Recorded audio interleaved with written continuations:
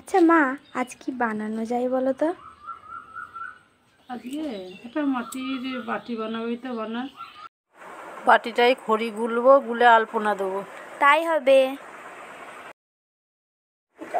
মায়ের কথা মতো বাটি বানাতে বসে পড়েছি। প্রথমে একটা কাদাকে একটু প্লেটের মতো করে, সেটা দেখলাম মাপে একটু ছোট হয়ে গেছে, তাই আর একটা কাদার রিং দিয়ে সেটার সঙ্গে অ্যাটাচ করে নিয়ে আস্তে আস্তে বাটির শেপ দেবো। বাটির থালার কণাটা একটুখানি তুলে নিয়ে তার উপর একটার পর একটা কাদার রিং দিচ্ছি। এবার একটার সঙ্গে আরেকটা অ্যাটাচ করতে হাতে অল্প একটু জল নিয়ে মাটিটা একটা রিংয়ের সাথে আর একটা রিং ভালো করে অ্যাটাচ করে নিচ্ছি, যাতে পরে না ফেটে যায়। এরকম করে আমি পুরো বাটিটা বানাবো। একটা ছোট, তার উপর একটু বড়, তার উপর আরেকটু বড়, এরকম করেই বানাতে হবে।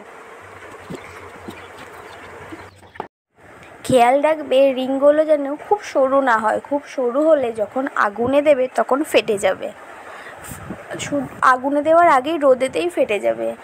তোমাদের সাথে কথা বলতে বলতে আমার রিং বানানো হয়ে গেছে। এবার আমি জল দিয়ে ভালো করে স্মুথ করে নিচ্ছি, তারপর বাটিটা নকশা করে নিচ্ছি। দেখছো, ঢেউ আকৃতির করে নিচ্ছি আঙুলের সাহায্যে। আমার মাটির বাটি বানানো কমপ্লিট হয়ে গেছে। কেমন হয়েছে অবশ্যই কমেন্টে জানাবে। আমার চ্যানেলটাকে সাবস্ক্রাইব করবে আর পাশে থাকা বেল আইকনটাকে ক্লিক করে দেবে। টাটা।